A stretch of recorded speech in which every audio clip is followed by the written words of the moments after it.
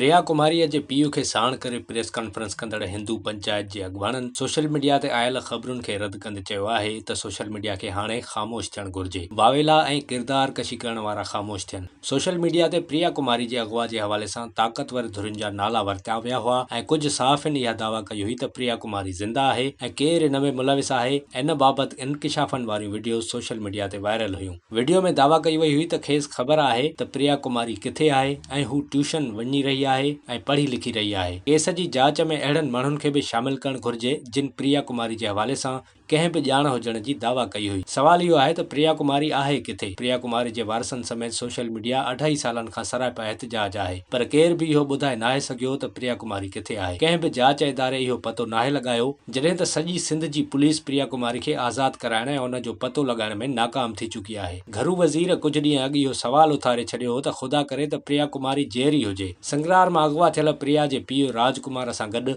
मुखी ईश्वर लाल वसूमल ऐं ॿियनि सखर में प्रेस कॉन्फ्रेंस कई। प्रेस कॉन्फ्रेंस कंदे हुननि कंहिं बि ताक़तवर धुर ते इल्ज़ाम हणण खां सवाइ इहो चयो त खेनि चोरनि ऐं ॾोहारियुनि मां ख़तरो आहे, खेनि तहफ़ुज़ ॾिनो वञे। यादि रहे त प्रिया कुमारी जो मामिलो मुक़ामी न पर आलमी सतह ताईं हाई प्रोफाइल बणिजी चुको आहे। तंहिं हूंदे हुकूमत इहो पतो नाहे लॻाए सघी त प्रिया कुमारी खे कंहिं अगवा कयो या हू किथे आहे। अॼोकी प्रेस कॉन्फ्रेंस में प्रिया कुमारी जे पीउ इहो चयो त हुननि केतिरा ई एहतिजाज कया आहिनि, पर खेनि ख़बर नाहे त प्रिया किथे आहे। संदन चवणो हो त ग़लति अफ़वाह पखेड़िया पिया वञनि ऐं किरदार कशी कई पई वञे। हू बुनियादी तौर ते पीपुल्स पार्टी सां गॾु आहिनि, पर पीपुल्स पार्टी जो को अॻवान ॾुख वंडण नाहे आयो। संदन प्रेस कॉन्फ्रेंस खां अॻु इहो ऐलान कयो वियो हो त प्रिया कुमारी जी माउ बि प्रेस कॉन्फ्रेंस में शरीक थींदी। इन बाबति अॻवाननि चयो त प्रिया कुमारी जी माउ परदे सबबि प्रेस कॉन्फ्रेंस लाइ नाहे पहुती। इन सां गॾोगॾु हुननि लॾ पलाण जो बि इशारो ॾिनो ऐं चयो त 14% मां 12.5% हिंदू कुटुंब लॾे चुका आहिनि। हुननि मुतालबो कयो त JIT में जुडिशरी खे बि शामिल कयो वञे। होॾां सोशल मीडिया ते इहे ॻाल्हियूं कयूं पयूं वञनि त प्रिया कुमारी जी अमड़ प्रेस कॉन्फ्रेंस में अचण खां इन करे इनकार कयो छो त इहा प्रेस कॉन्फ्रेंस सोशल मीडिया ते इल्ज़ाम हेठि आयल ताक़तवर धुरियुनि जी हिमायत में हुई। जेकॾहिं इहो मञिजे त प्रिया कुमारी खे कंहिं अगवा नाहे कयो त पोइ बि हुकूमत जी ज़िम्मेवारी आहे त हिंदू बिरादरी जी अगवा थियल नींगरी प्रिया कुमारी खे पेश करे। प्रिया कुमारी जे हवाले सां केतिरा बि बहाना साम्हूं अचनि, पर जेसिताईं प्रिया कुमारी साम्हूं नथी अचे तेसिताईं इहो सवाल उभरंदो रहंदो त नेठि प्रिया किथे आहे। सभ खां पहिरियां प्रिया कुमारी खे साम्हूं आणणो पवंदो,